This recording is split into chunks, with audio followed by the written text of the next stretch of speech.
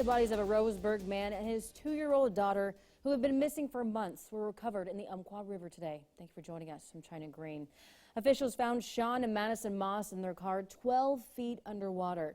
And KEZI 9 News reporter Chris Lewinberg is live in the studio with everything we know in tonight's top story. Chris. That's right. Local calls that part of the river about 20 minutes north of Roseburg the Crow Rapids. And when I visited this afternoon, it looked like a 2 to 3 story drop from the road to the river.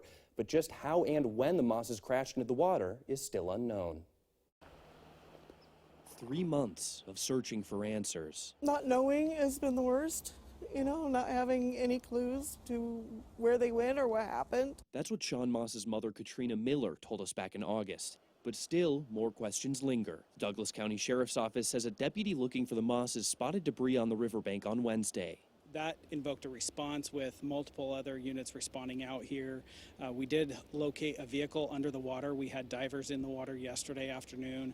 They did identify that there was a vehicle under the water. Hidden in the current between the shore and this rocky outcropping, the vehicle with the Mosses inside. Unforgiving terrain delayed recovery efforts until Thursday morning when the car was pulled onto the riverbank at around 10. A neighbor came by and said something about that there was a car in there. Onlookers described the effort as a difficult task, a shocking revelation to those working and living nearby, that they had driven past the site of a tragedy day after day. The expectation is that if somebody takes a car into a river, somebody's going to know about it immediately, you know, or within a few hours, because they'll come up missing. It's a devastating turn for the Mosses' friends and loved ones. Miller announced the news via Facebook, thanking the community for their search efforts, telling us today that the family is in grieving and has a GoFundMe set up to pay for funeral expenses.